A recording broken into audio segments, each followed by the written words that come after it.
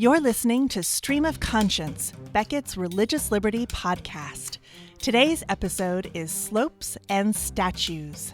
I'm Hannah Smith, Senior Counsel at the Becket Fund for Religious Liberty. And I'm Katie Geary, a Becket Fellow. Today, we bring you the story of a World War II memorial to fallen soldiers and how it came under attack. It's a story about the unlikely connection between a major world war and American ski resorts, and the role that memory and memorial play in our culture. We'll talk about the legal case that answered crucial questions about our Constitution's Establishment Clause and what it means for religious symbols in the public square. And we'll talk about why it's so important to understand our country's historic commitment to freedom of religion, not freedom from religion. Let's start at the beginning.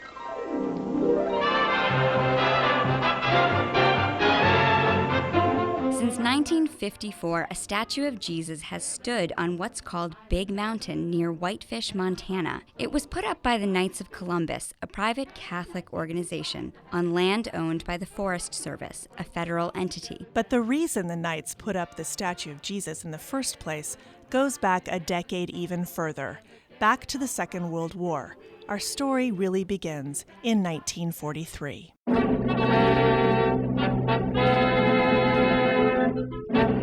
In 1943, in the middle of the war, the U.S. created a specialized mountain warfare division, the 10th Light Division.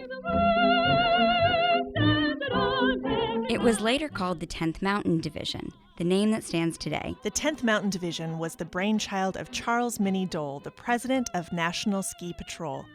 Minnie had heard about Finnish soldiers on skis who defeated a Soviet tank force in 1939, so he lobbied the U.S. War Department to create a division of soldiers expertly trained in mountain warfare. One of America's most unusual fighting outfits, the 10th Mountain Division. What you're hearing is from The Big Picture, a documentary series produced by the Army in the 1950s. We were a peculiar assortment. Our rank and file was made up of Austrian and German Schussboomers, Olympic ski champions, European and American mountain climbers, and what today's generation would probably refer to as Ivy League double domes. An intelligence officer reported that the Germans were not impressed. So this new division underwent intense training at Camp Hale in Colorado in preparation for the brutal conditions they would encounter in the European Alps. The 10th Mountain Division didn't see action until the end of the war in 1944, but in only a matter of months, it had a very high casualty rate. Every day that you're in actual combat, you know that before you go out that day or that night on that mission. That's from an interview with Ray Farley. He fought with the 10th Mountain Division. That all of you aren't coming back. You just know that. It's just part of the deal. In the 10th Mountain Division, 992 soldiers were killed and over 4,000 were wounded in just 114 days. So many of the 10th Mountain Division didn't return. Those who did brought back their memories. I have to say, I really loved going back to this case when we were preparing for today's episode. There are really great documentaries and podcasts out there that tell the history and all the individual stories of the 10th Mountain Division. I know, and it's not every day that we here at Becket have the privilege of working on a case that deals with veterans and their truly remarkable stories. But this one did, because the statue that stands on Big Mountain, fondly known as Big Mountain Jesus, was put up as a memorial to fallen soldiers from the 10th Mountain Division. Just why the soldiers chose to memorialize the fallen in this way, we'll get to in a bit. Now, eventually, the Becket Fund became involved in the legal case over the statue. It's really a fascinating story. I was personally intrigued and learned a lot when I first heard it. So we asked Eric Baxter, senior counsel and lead attorney on the case, to talk to us about the history of the statue as well. It initiated with veterans from the 10th Mountain Division, the Army's 10th Mountain Division, the men who served in the Alps of Italy during World War II and obviously saw a lot of atrocities, had a lot of their comrades killed in battle. These men had been recruited from the ski clubs in the United States, so they were experienced skiers, they knew how to be in the mountain, but when they were there, they were exposed to these amazing slopes. And as they returned from the war, they became ski instructors, they became competitors, they took their families on weekends to ski, and they started saying, hey, we should have resorts like they have in Europe. And literally, that is when the ski industry in the U.S. took off as a result of their returning from Europe. And in the 1949 and 1951 U.S. ski championships, which were held at Big Mountain, a lot of the competitors and participants were veterans from the 10th Mountain Division. And they had a mini reunion and decided they wanted to put up something to memorialize their comrades who had died in the war. And this statue was something similar to what they'd seen in Italy and worked with the local Knights of Columbus to have it erected on the mountain. The statue is not just a war memorial, it's also a reminder of this amazing history of the sacrifices that men made in war and the way they turned it to good. The reason the 10th Mountain Division chose to build a statue of Jesus was because it reminded them of the statues they would come across in the Alps while they were fighting in Italy. The statue they chose was 6 feet tall. It stands on top of a 5-foot pedestal, and it gets covered in snow winter after winter, so it endures all the elements and a decent amount of wear and tear. Its iconography is the Sacred Heart of Jesus. And a Sacred Heart of Jesus statue usually has the arms outstretched like this statue, or sometimes spread open, with the arms somewhat lower. That's Ray Leopold. The statue, has him in a gown, and it shows a heart over the left side of his breast. And that heart has like a crown of thorns on it. We spoke to him and to Gene Thomas, both members of the Knights of Columbus chapter in Montana that maintains the statue. Ray and Gene and their kids have repaired and repainted the statue year after year, so it's become a big part of their lives. It has great meaning for them.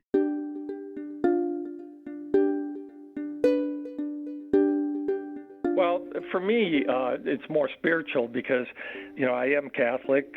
I'm in the Knights of Columbus. I was raised Catholic, went to Catholic grade school and high school, and I'm very familiar with what we call Sacred Heart of Jesus devotions, and, it represents how the heart of Jesus suffered, for our sins to redeem us.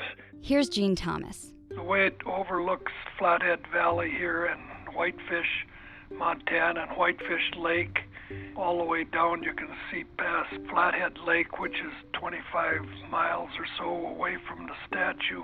So to look with mountains on both sides and be able to get that view, to me it kind of depicts what I could vision that they probably saw when they got to the top of the mountains, when they had conquered another mountain in, Sicily and France and Germany and all of those countries when they were in the heat of a battle.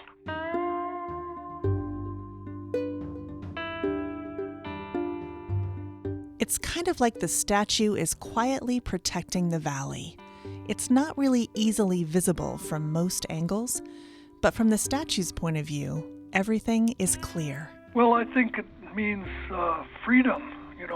We got to the top of the mountain. Now we're free. We've conquered another place where evil was hiding, So now we got something that says peace to everybody. So going back, the Knights of Columbus offered to put this memorial statue up for the 10th Mountain Division veterans and to maintain it for the foreseeable future. Big Mountain Jesus has now stood for over 60 years. When they first put it up, and every 10 years since, the Knights of Columbus have gone through the standard process to apply for a permit. They've applied and reapplied, and the Forest Service has granted them the permit no problem. No problem, that is, until 2010. That's when the Freedom from Religion Foundation, or FFRF, threatened to sue the U.S. Forest Service if they renewed the permit for the statue. There was a new president of the resort in 2010 who stumbled upon the statue after he'd been skiing on the mountain for 3 months. And he saw it, learned about the story, was so intrigued by the story of the veterans who had fought in the Alps in Italy. And so he put up a big sign by the statue that told the story. And that caught the attention of the press. And apparently FFRF heard about this in the media and decided that they couldn't stand to have the statue on the mountain. But why? It's a memorial. It's privately funded, privately maintained, and it's legally permitted to be on the land. That's exactly right. But the Freedom from Religion Foundation's quest is to scrub the public square of any mention or symbol of religion.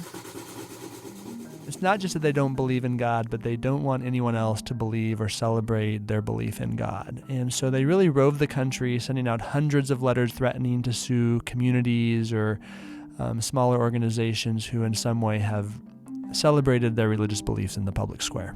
When they sued the Forest Service, it came as a big surprise to the people who actually live near Big Mountain Jesus, I thought it was ridiculous. including Ray. I didn't really know who these people were. This was 5-6 years ago now, before they became more prominently known for all their various lawsuits. I knew we were going to have a battle.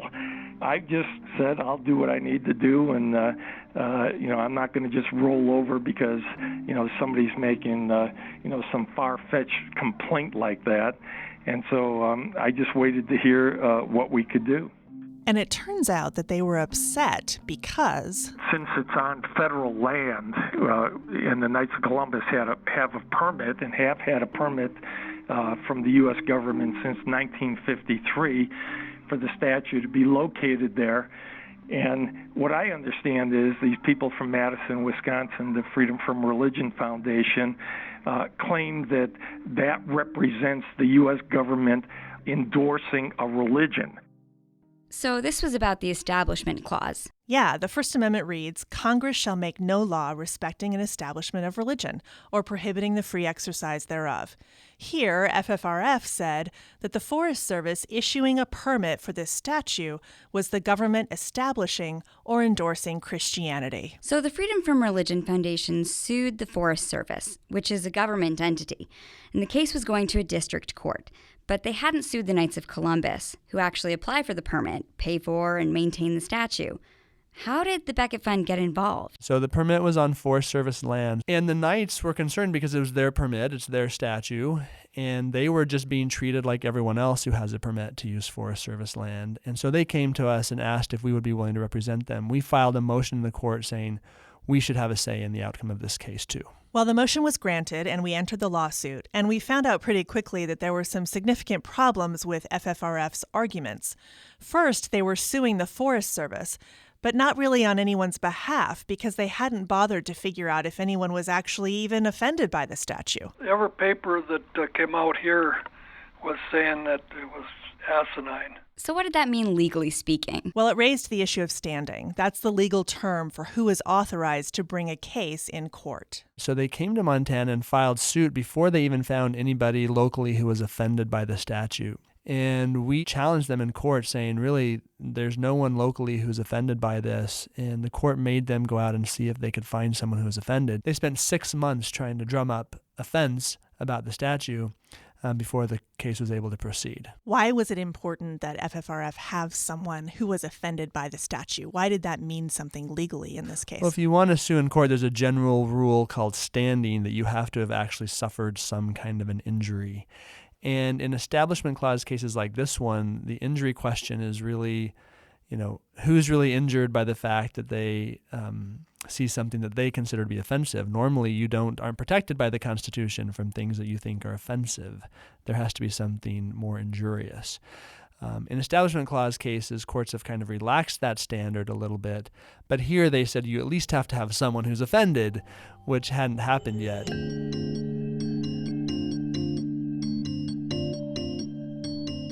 And so after 6 months, they found someone, a woman who was in her 80s, who claimed that she hadn't skied there since she was 15 because of the statue, even though at the time when she was 15, the ski rope didn't even go up to the statue. So it's unlikely that she really saw it or had that much exposure. And then a couple of other people, one who said he couldn't ski anymore because of his bad knees, but he remembered the statue and he didn't like it. And then a third gentleman who claimed that he wasn't offended, but his wife was offended. And so he agreed to join the lawsuit. Those three individuals then formed the basis of standing for FFRF to challenge the statue in court. That's right. That seems kind of thin. Well, that's what we said. Mere offense taken at someone's expression shouldn't be reason enough to go to court. On standing, we first argued that you shouldn't be able to go into court and sue under the Constitution just because of a personal offense. If you think about all the ways people might be offended, the courts would be jammed up if we always let offense be the basis for suing. And so our position has always been you really have to suffer a real injury. For example, if you're coerced to engage in a religious exercise against your beliefs, or if you're coerced to pay for something, a religious exercise that is against your will, those are real constitutional violations that should be heard in court. But mere offense is something that should be dealt with through the political process or other means. But beyond the issue of standing, Becket still had to answer FFRF's claim that this statue violated the Establishment Clause. So our first and primary argument was that if the government has a system where it allows people to come in and speak on an equal basis, for example, most parks you can go and get a permit, anybody can get a permit, and they can speak in a public park. And that's what happened in this case. There was a permitting system that anybody could apply to put up a monument in the Forest Service land. Those regulations have changed now, but when the statue was put up, anybody could get a permit, and the Knights of Columbus were treated like everyone else. So our argument was, this is the Knights' private speech.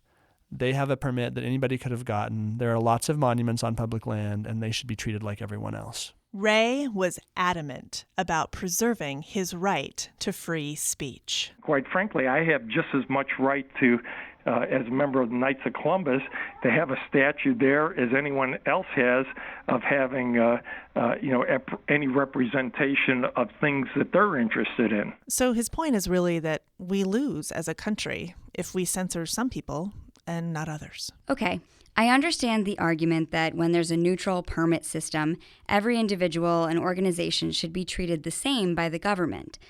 But FFRF said that the Forest Service allowing this permit, allowing this statue to stand, was sending a message that the government endorsed Christianity. Well, that's what they claimed, but it became clear that the people who actually encountered the statue wouldn't see it as a government statement in the least. Would a reasonable person see this action and think that the government was trying to push religion? We think that argument didn't make any sense here because any reasonable person who looked at this statue would think, oh, it's in the middle of a ski resort. I had to pay a ticket to get into this resort. I had to ride the private ski lift to get to the top of the resort. There's a statue of Jesus. So we argued that no reasonable person would think there was an endorsement by seeing a random statue in the middle of the forest in the middle of nowhere.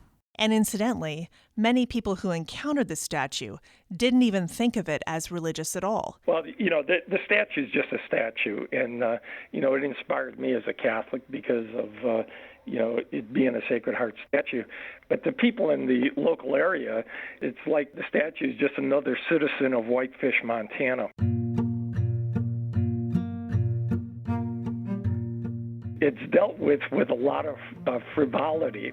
And, people decorate the statues, especially on days like Mardi Gras. They'll have beads around the neck. Sometimes they put hats on the statue. I've seen helmet, ski goggles on the statue. And one thing we do when we go up to maintain the statue is we clean up the area. And, there's a lot of debris around there that shows people are having a good time. I don't know how many beer cans and whiskey bottles we've taken out of there, but, some people are having a festive time, unlike the way we normally deal with the statue. So it's become, a fun icon for people in many ways. So the Becket Fund argued that this was in no way a government endorsement of religion, and in 2013, the district court ruled in our favor. The district court found that there was no establishment of religion by putting the statue up. It turns out that the judge there seems to have been a skier there. He had a lot of memories of wearing leather ski boots and taking sack lunches up on the resort and was very familiar with the statue. And he just said no reasonable person would think that the government was trying to push Christianity by allowing the Knights to put up this statue. But unfortunately, that wasn't the end of the case. The Freedom from Religion Foundation appealed, and the case went up to the Ninth Circuit Court of Appeals, which doesn't have the best track record when it comes to religious liberty. There have been a lot of similar cases in the Ninth Circuit, a cross in the middle of the Mojave Desert, different religious symbols that have been used as war memorials, And a lot of those cases have lost in the Ninth Circuit. So we were pretty concerned about our chances there. But we felt like we had good arguments, we made them effectively, and we got 2 of the judges, 2 out of the 3, to rule in our favor. And we won, despite the long odds.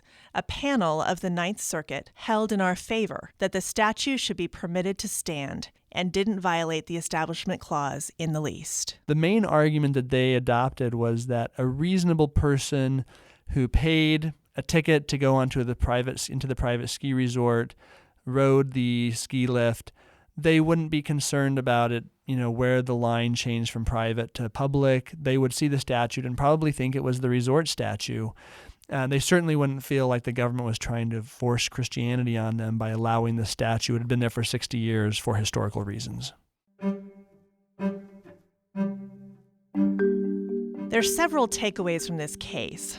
First, when there's a neutral system, like the Forest Service's permit system, it's crucial that all individuals and organizations be treated the same under the system. Second, religious symbols frequently have significance that fits into a much broader historical or cultural context, one that isn't narrowly or exclusively religious. Like Big Mountain Jesus, a statue that means many things to many people. Right. But third, even if all it meant was something religious, a group like FFRF doesn't have the right to just eliminate it from the public square. As Eric explained, just being offended isn't a good enough reason to curb someone else's expression. If it was, our society would be even more fraught with division and argument than it already is. So if we use offense as the constitutional line, either side is going to be offended at some point in some kind of cultural war. That really shouldn't be the test that we use to gauge constitutional values. We live in a country where everyone should be treated equally, whether you're an atheist or a Christian or a Jew or some other religion. Everyone should have the same access to the public square and the same right to express themselves in public as everyone else.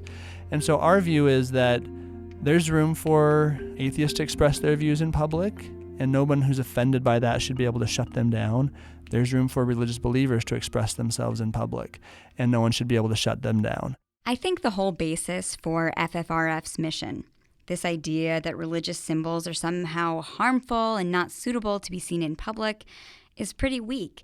I mean, if you look at Europe is covered with religious symbols. I mean, literally covered. Statues, paintings, icons everywhere. But you don't hear that Europeans are being coerced into religious practices by merely encountering these things. Not at all. And on the contrary, those countries are committed to preserving them as part of their cultural history. And that's one reason why this decision was so important. The important point is that the government doesn't get to, or organizations like FFRF don't get to strip culture from an history just because it has religious implications. Religion is a part of our natural history and our natural culture, and this court's decision affirmed that it has a rightful place. I think a major point, perhaps the most important point to take from this case, is that culture is important.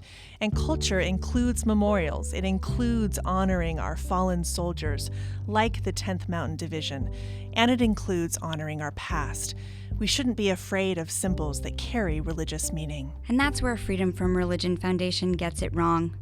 It's not freedom to artificially cover up or erase someone else's beliefs and customs.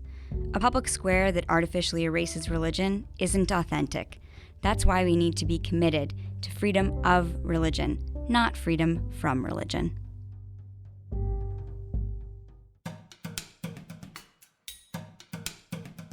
Thank you to Ray Leopold and Jean Thomas for granting us interviews for today's episode, and to Becket's own Eric Baxter. Music in this episode by Eric McNerney and Blue Dot Sessions. The Becket Fund for Religious Liberty is a nonprofit, public interest law firm dedicated to defending religious liberty for all. For more information on this case, our work, and stream of conscience, visit our website at becketlaw.org or follow us on Twitter and Facebook. This is Hannah Smith and Katie Geary. Thanks for joining us.